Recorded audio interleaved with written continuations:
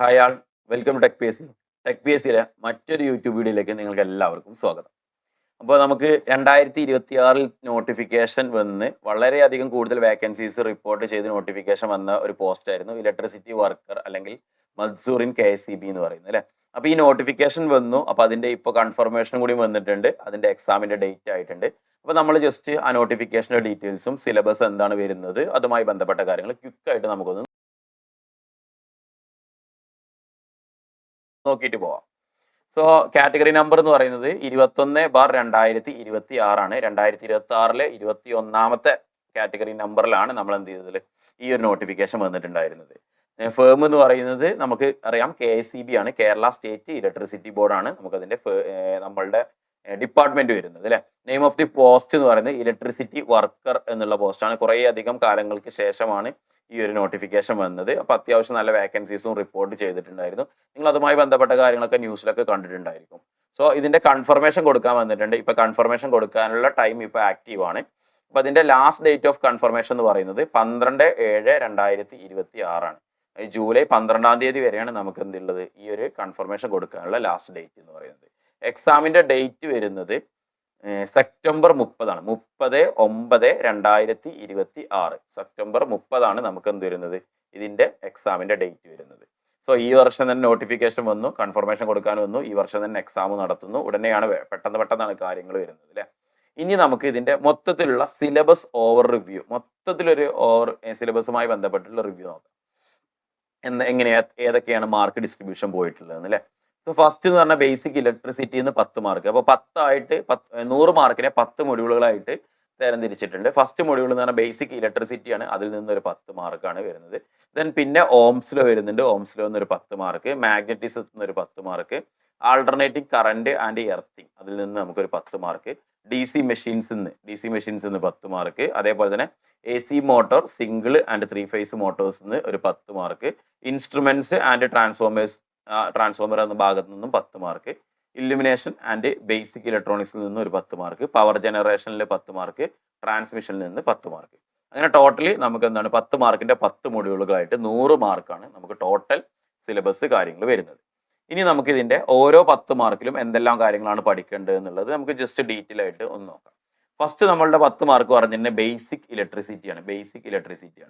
നമ്മൾ electronics related ആയിട്ടുള്ള ഏതൊരു എക്സാം ആണെന്നുണ്ടെങ്കിലും അതിന് ഫസ്റ്റ് നമ്മൾ ഈ ബേസിക് ഇലക്ട്രിസിറ്റിന്റെ ഭാഗങ്ങൾ ഉണ്ടായിരിക്കും അല്ലേ. സോ ഫസ്റ്റ് പറഞ്ഞ fundamental of electricity, flex and soldering technique, property of resistance, conductor, insulator, semi conductor, types of wires and cables. ഈ ഭാഗത്ത് നിന്നാണ് നമുക്ക് എന്ത് വരുന്നത് ഫസ്റ്റത്തെ 10 മാർക്കിന്റെ ക്വസ്റ്റ്യൻസ് വരുന്നത്. അപ്പോൾ ബേസിക് ആണ് ഇലക്ട്രിസിറ്റിയുടെ ബേസിക്സ് അല്ലേ. ആ കാര്യങ്ങളാണ് നമുക്ക് ഫസ്റ്റത്തെ മൊഡ്യൂൾ വരുന്നത്. രണ്ടാമത്തെ മൊഡ്യൂളിലോട്ട് വരുന്ന സമയത്ത് ഓംസ് ലോന്റെ മൊഡ്യൂളാണ്. ഓംസ് ലോ പറഞ്ഞാൽ കുറച്ചധികം കാര്യങ്ങളുണ്ട്. ഓംസ് ലോ, കിർച്ചോഫ് ലോ എന്താണെന്നുള്ളത്, effect of variation of temperature on resistance, chemical effect of electric current, അതേപോലെ തന്നെ law of resistance, different types of cells, grouping of cells, care and maintenance of cell, അതേപോലെ തന്നെ buckling and sedimentation. അപ്പോൾ Ohm's ലോവുമായി ബന്ധപ്പെട്ടതും അതിന്റെ കൂടെ തന്നെ സെല്ലുമായി ബന്ധപ്പെട്ടിട്ടുള്ള കുറച്ചധികം കാര്യങ്ങൾ കൂടി ഈ ഒരു രണ്ടാമത്തെ 10 മാർക്കിൽ ഉൾപ്പെടുത്തിയിട്ടുണ്ട് എന്ന് പറയാം അല്ലെ. രണ്ടാമത്തെ 10 മാർക്കിൽ ഉൾപ്പെടുത്തിയിട്ടുണ്ട്, മൊഡ്യൂൾ 2-ൽ ഉൾപ്പെടുത്തിയിട്ടുണ്ട്. നെക്സ്റ്റ് മൊഡ്യൂൾ 3 വരുന്ന സമയത്ത് മാഗ്നറ്റിസം ആണ് വരുന്നത്. മാഗ്നറ്റിസവുമായി ബന്ധപ്പെട്ടിട്ടുള്ള അതിന്റെ പ്രോപ്പർട്ടീസും അതുമായി മാഗ്നറ്റിസം മെറ്റീരിയൽസ് കാര്യങ്ങളൊക്കെ. സോ ഫസ്റ്റ് വൺ എന്ന് പറയുന്നത് ക്ലാസിഫിക്കേഷൻ ഓഫ് മാഗ്നറ്റിക് പ്രോപ്പർട്ടീസ് ആണ്. മാഗ്നറ്റിക് പ്രോപ്പർട്ടീസിന്റെ classification and para, dia and ferromagnetic materials, different materials, magnetism ഉള്ള ഡിഫറെന്റ് മെറ്റീരിയൽസ് ആണ്. പിന്നെ ഇലക്ട്രോ മാഗ്നറ്റിസം എന്താണ്, പിന്നെ ഫ്ലെമിങ്സ് ലെഫ്റ്റ് ഹാൻഡ് റൂളും അതേപോലെ തന്നെ റൈറ്റ് ഹാൻഡ് റൂളും അല്ലെ. ഫ്ലെമിങ്സിന്റെ ഇടത് കൈ നിയമം വലത് കൈ നിയമം എന്ന് പറഞ്ഞാൽ നമ്മൾ പഠിക്കുന്നുണ്ട്. സോ ലെഫ്റ്റ് ഹാൻഡ് റൂളും റൈറ്റ് ഹാൻഡ് റൂളും, അതേപോലെ തന്നെ MMF, flux density, reluctance, Faraday's law of electromagnetic induction, Lenz law, കപ്പാസിറ്ററിലെ ടൈപ്സും ഫംഗ്ഷൻസും. അപ്പൊ ഇത്രയും കാര്യങ്ങളാണ് നമുക്ക് എന്ത് വരുന്നത് മൂന്നാമത്തെ മൊഡ്യൂളിൽ വരുന്നത് അല്ലെ. മാഗ്നറ്റിസം, കപ്പാസിറ്ററും കാര്യങ്ങളൊക്കെ ഉൾപ്പെടുന്നതാണ് മൂന്നാമത്തെ മൊഡ്യൂൾ. നാലാമത്തെ മൊഡ്യൂളിൽ എത്തുമ്പോൾ സമയത്തേക്ക് ആൾട്ടർനേറ്റിംഗ് കറണ്ട് ആൻഡ് എർത്തിങ്, നമ്മൾ AC കറണ്ടും അതേപോലെ തന്നെ അതിന്റെ എർത്തിങ്ങുമായി ബന്ധപ്പെട്ട്, ആൾട്ടർനേറ്റിംഗ് കറണ്ട് എർത്തിങ്ങുമായി ബന്ധപ്പെട്ടാണ് അല്ലെ. Types of wiring both domestic and ഇൻഡസ്ട്രിയലിനും ഡൊമസ്റ്റിക്സിനും ഉപയോഗിക്കുന്ന വയറിങ്ങുമായി ബന്ധപ്പെട്ട കാര്യങ്ങൾ അല്ലെ. അതിന്റെ ഏതൊക്കെ ടൈപ്സ് ഓഫ് വയേഴ്സ് ആണ് ഉപയോഗിക്കുന്നത്, അതേപോലെ ഗ്രേഡിംഗ് ഓഫ് കേബിൾസ് ആൻഡ് വയേഴ്സിൻ്റെയും കേബിൾസിൻ്റെയൊക്കെ ഗ്രേഡിങ് കാര്യങ്ങൾ, current rating, testing of installation by megger, ഈ കാര്യങ്ങളൊക്കെ തന്നെ എന്ത് ചെയ്യുന്നുണ്ട് നാലാമത്തെ മൊഡ്യൂളായിട്ടുള്ള AC അല്ലെങ്കിൽ ആൾട്ടർനേറ്റിംഗ് കറണ്ട് ആൻഡ് എർത്തിങ് എന്നുള്ള മൊഡ്യൂളിൽ ഉൾപ്പെടുത്തിയിട്ടുള്ളത്. ദെൻ 5th മൊഡ്യൂളിലോട്ട് വരുന്ന സമയത്ത് DC മെഷീൻസ് ആണ്. DC മെഷീൻസിന്റെ ടൈപ്സും കാര്യങ്ങളും അല്ലെ, DC ജനറേറ്റർ ആൻഡ് ടൈപ്സ്, അതിന്റെ types, EMF equation, description of series, shunt and compound generator. Different ആയിട്ടുള്ള DC മെഷീൻസിൽ ഡിഫറെൻറ്റ് ക്ലാസിഫിക്കേഷൻ പറഞ്ഞു.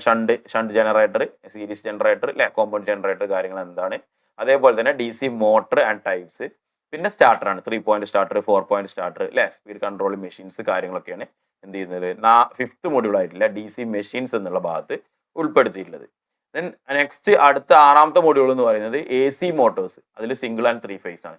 AC മോട്ടോർ സ്റ്റാർട്ടേഴ്സ്, AC മോട്ടോറുകളുടെ starters, single phase starter, 3 phase starter, അങ്ങനെ അല്ലേ. ഡയറക്റ്റ് ഓൺലൈൻ സ്റ്റാർട്ടർ എന്ന് പറഞ്ഞാൽ DOL starter, star delta starter, slip ring motor starter. ഇപ്പം ഇങ്ങനെയുള്ള ഡിഫറെൻ്റ് ആയിട്ടുള്ള സ്റ്റാർട്ടിംഗ് മെത്തേഡ്സ് ഉണ്ടായിരിക്കും AC മോട്ടോഴ്സിന്റെ. അതാണ് ഉൾപ്പെടുത്തിയിട്ടുള്ളത് ഫസ്റ്റ് ഭാഗം എന്നുള്ള രീതിയിൽ. ദെൻ രണ്ടാമത്തെ ഒരു ഭാഗം എന്ന് പറയുന്നത് ഓട്ടോ ട്രാൻസ്ഫോമർ സ്റ്റാർട്ടർ. അതേപോലെ തന്നെ ഈ സ്റ്റാർട്ടറിന്റെ ഡിഫറെൻ്റ് ആയിട്ടുള്ള ടൈപ്പ് തന്നെയാണ് AC motor panel wiring, phase sequence, ഇങ്ങനെയുള്ള കാര്യങ്ങളും കൂടി എന്ത് ചെയ്തിട്ടുണ്ട് മൊഡ്യൂൾ 6 എന്നുള്ള ഭാഗത്ത് ഉൾപ്പെടുത്തിയിട്ടുണ്ട്. മൊഡ്യൂൾ 7ലോട്ട് വരുന്ന സമയത്ത് ഇൻസ്ട്രുമെന്റ് ആൻഡ് ട്രാൻസ്ഫോമേഴ്സ് ആണ് മൊഡ്യൂൾ 7 ഭാഗത്ത് വരുന്നത്. Measuring instruments, indication type and deflection type, controlling torque and damping torque, basic principle of transformer, EMF equation of transformers, parallel operation of transformers, cooling and protective devices for transformers. അപ്പോൾ നമുക്ക് instruments and transformers ആണ് നമുക്ക് എന്ത് ചെയ്യുന്നത് 7th മൊഡ്യൂളിൽ വരുന്നത്. Mainly ട്രാൻസ്ഫോമറുമായി ബന്ധപ്പെട്ട കാര്യങ്ങളാണ് പഠിക്കേണ്ടത് അല്ലേ. ട്രാൻസ്ഫോമറിന്റെ ബേസിക് മുതൽ നമ്മൾ തുടങ്ങണം. എന്താണ് ട്രാൻസ്ഫോമർ എന്നും ഡിഫറെന്റ് ടൈപ്സ് ഓഫ് ട്രാൻസ്ഫോമറുകൾ കാര്യങ്ങളൊക്കെ വെച്ചിട്ട് ആണ് നമ്മൾ തുടങ്ങാൻ. ദെൻ മൊഡ്യൂൾ 8ലോട്ട് വരുന്ന സമയത്ത് ഇല്ലുമിനേഷൻ ആൻഡ് ബേസിക് ഇലക്ട്രോണിക്സ് ആണ്. Laws of illumination, types of lamp, domestic appliance, സെമി കണ്ടക്ടേഴ്സിലെ P type, N type semiconductors, diode എന്താണ്, റെക്ടിഫയർ എന്താണ്, ട്രാൻസിസ്റ്റർ എന്താണ്, അങ്ങനെയുള്ള കാര്യങ്ങളൊക്കെ തന്നെയാണ് നമുക്ക് മൊഡ്യൂൾ 8 പറഞ്ഞിട്ടുള്ള ഭാഗത്ത് വരുന്നത്. ദെൻ ലാസ്റ്റ് 2 മൊഡ്യൂളുകളാണ് മൊഡ്യൂൾ 9 മൊഡ്യൂൾ 10 എന്ന് പറയുന്നത്. മൊഡ്യൂൾ 9 എന്ന് പറയുന്നത് പവർ ജനറേഷൻ ആണ് അല്ലെ. Generation of swords of energy, various types of power generation, ഇതാണ് നമുക്ക് എന്ത് വരുന്നത് മൊഡ്യൂൾ 9 വരുന്നത്. Then transmissions, last module 10 transmission ആണ്. അതായത് പവർ ജനറേഷൻ കഴിഞ്ഞാൽ ട്രാൻസ്മിഷൻ. പഠിക്കുന്ന സമയത്തൊക്കെ സബ്ജക്റ്റിന്റെ പേരൊക്കെ പവർ ജനറേഷൻ ആൻഡ് ട്രാൻസ്മിഷൻ എന്നായിരിക്കും അല്ലെ. ജനറേറ്റ് ചെയ്തിട്ട് അത് നമുക്ക് വേണ്ട സ്ഥലത്തോട്ട് ട്രാൻസ്മിറ്റ് ചെയ്ത് അത് ഡിസ്ട്രിബ്യൂഷൻ ചെയ്ത് ട്രാൻസ്മിറ്റ് ചെയ്ത് നമ്മളിവിടെ എത്തണമല്ലോ, ആ എത്തുന്നതുമായി ബന്ധപ്പെട്ട ട്രാൻസ്മിഷൻ ആൻഡ് ഡിസ്ട്രിബ്യൂഷൻ അല്ലേ, അതാണ് വരുന്നത്. Then comparison of AC and DC transmission, ACയുടെ ട്രാൻസ്മിഷനും DCയുടെ ട്രാൻസ്മിഷനും. അപ്പോൾ നമുക്ക് 10 മൊഡ്യൂളുകളായിട്ട് ആണ് നമുക്ക് ടോട്ടൽ ഉള്ളത്. 10 മൊഡ്യൂളുകളിൽ 10 ഭാഗങ്ങളാക്കി തരംതിരിച്ചിട്ടുണ്ട്. 10 മാർക്ക് വീതമാണ് ഓരോ മൊഡ്യൂളിനുള്ളത്. 100 മാർക്കിലോട്ടാണ് ടോട്ടൽ എക്സാമും കാര്യങ്ങളും വരുന്നത്. സോ ഇത് ഒരു നല്ല ചാൻസ് ആണ്, കാരണം കുറച്ചധികം വേക്കൻസീസും കാര്യങ്ങളും ഉണ്ട് അല്ലെ. കുറെ അധികം കാലങ്ങൾക്ക് ശേഷം നോട്ടിഫിക്കേഷൻ വരിക ആയതുകൊണ്ടാണ്. ഇപ്പോൾ ഇലക്ട്രിസിറ്റി വർക്കർ എന്നുള്ള ഈ ഒരു പോസ്റ്റ് എക്സാമിന് വേണ്ടി പ്രിപ്പയർ ചെയ്യുന്നവർക്ക് വേണ്ടിയിട്ട് ടെക് PSCയിൽ ബാച്ച് അവൈലബിൾ ആണ്. ഇപ്പോൾ ബാച്ചിന്റെ ഡീറ്റെയിൽസ് കാര്യങ്ങളൊക്കെ അറിയാൻ വേണ്ടിയിട്ട് നിങ്ങൾക്ക് സ്ക്രീനിൽ കാണുന്ന നമ്പറിൽ കോൺടാക്ട് ചെയ്യാവുന്നതാണ്. നമ്മുടെ സിലബസിനെ ബേസ്ഡ് ആയിട്ടുള്ള റെക്കോർഡർ ക്ലാസ്സസ് ഉണ്ടാവും. പിന്നെ എക്സ്ട്രാ നിങ്ങൾക്ക് എന്തായിരിക്കും ലൈവ് സെക്ഷൻസും കാര്യങ്ങളും ഉണ്ടായിരിക്കും.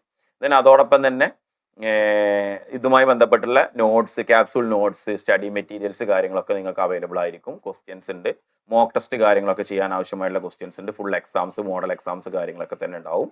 അപ്പോൾ ഈ കോഴ്സിന്റെ ഡീറ്റെയിൽസിൽ അറിയാൻ വേണ്ടിയിട്ടും നിങ്ങൾക്ക് ഈ കോഴ്സിൽ ജോയിൻ ചെയ്ത് പഠിക്കാൻ വേണ്ടിയിട്ടും നിങ്ങൾക്ക് എന്ത് ചെയ്യാം, സ്ക്രീനിൽ കാണുന്ന നമ്പറിൽ കോൺടാക്ട് ചെയ്യാം. അപ്പോൾ ഈ ഒരു കിട്ടിയ ചാൻസ് കളയരുത്. അപ്പോൾ കൺഫർമേഷൻ കൊടുക്കാനുള്ള ഡേറ്റ് പറഞ്ഞിട്ടുണ്ടായിരുന്നു, ജൂലൈ 12 അതിനുള്ളിൽ നിങ്ങൾ കൺഫർമേഷൻ കൊടുക്കുക. എന്നിട്ട് എക്സാമിന് നല്ല രീതിയിൽ, ഇതുവരെ പഠിച്ചു തുടങ്ങാത്ത ആളുകളാണെങ്കിൽ എക്സാമിന് എന്ത് ചെയ്യുക, നല്ല രീതിയിൽ പെട്ടെന്ന് തന്നെ പഠിച്ചു തുടങ്ങുക. ഈ ഒരു ജോബ് നിങ്ങൾക്കും കിട്ടട്ടെ എന്ന് ആശംസിക്കുന്നു. അപ്പോൾ ഇതേപോലുള്ള മറ്റൊരു ഇൻഫോർമേറ്റീവ് വീഡിയോ ആയിട്ട് നമുക്ക് വീണ്ടും കാണാം. Okay, thank